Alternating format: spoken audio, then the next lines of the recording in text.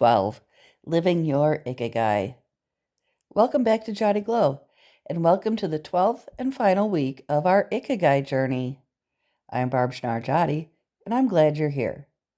Every week, we come together to grow and glow, learning to live more fully, more consciously, as we glow from the inside out. This is week 12 of 12 of the Giatti Glow Ikigai podcast series. If you're following along in my 12-week Ikigai book, that's fantastic. If you don't have the book, that's absolutely fine, but you will want something to write with and write on. If you'd like to get the book, just go to the About section of Giatti Glow where you found this podcast, and there will be a link to my 12 Ikigai Coach Sessions for Coaches and Individuals book on Amazon. Or you can just go to Amazon and search for Schnarr Coach. That's Schnarr Coach. Schnarr is my maiden name, and that's what I use for these books. You can support this podcast and find the books, merch, and extras by going to patreon.com/GiattiGlowPodcast. Plus, you'll see the little daily motivations I post. Membership tiers are free, $5 a month, which helps you support this podcast, and $15 a month, which gets you free downloads of the books. Pretty cool, huh? If you take a moment right now, you may feel something subtle but meaningful. Over the past 11 weeks, you've been doing real inner work. You've reflected, questioned, experimented, and grown. You've explored what you love and what you're good at, what the world needs and what can sustain you. You've learned how to face obstacles, build supportive habits, connect with others, and ground your journey with gratitude. That's no small thing. This final week is not about adding something new. It's about bringing everything together and stepping into what it means to truly live your Ikigai. Living your Ikigai isn't about reaching a finish line. It's not about having everything perfectly figured out. It's about an embodiment. It's about how you choose again and again to align your actions with your values, your energy with your purpose, and your life with what matters to you. Ikigai isn't something you achieve once, it's something you practice. As you move into this phase, it helps to anchor yourself in a few guiding principles.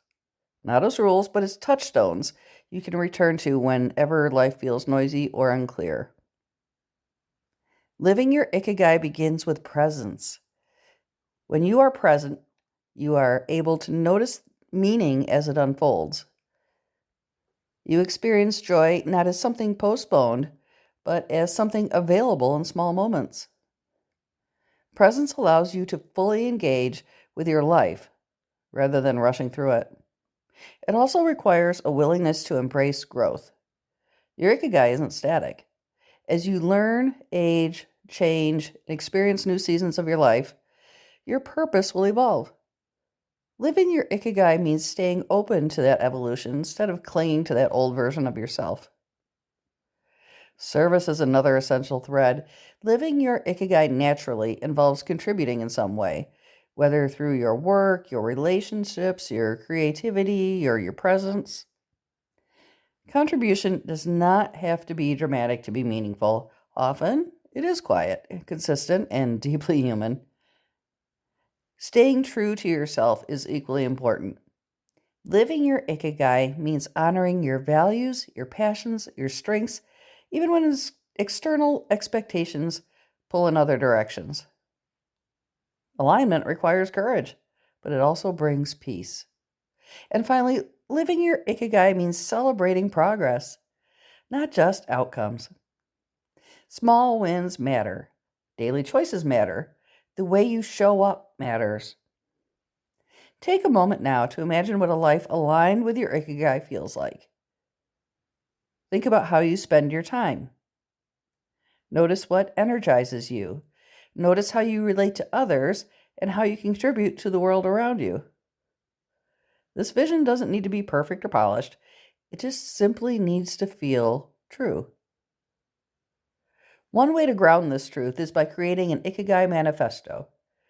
Think of this not as a promise you must uphold, but as a compass, a reminder of what you stand for and how you want to live. Your manifesto might begin with a clear statement of purpose, something that reflects how you want to use your gifts and energy in the world. You might then name the values that guide your decisions, the qualities you want to embody, and the commitments you make to yourself about how you will live your Ikigai every day. Keeping this manifesto visible helps anchor your choices when life feels busy or distracting. It reminds you what you are becoming. Sustaining your Ikigai over time is an ongoing practice. Life will change, your responsibilities will shift, your interests may deepen or expand.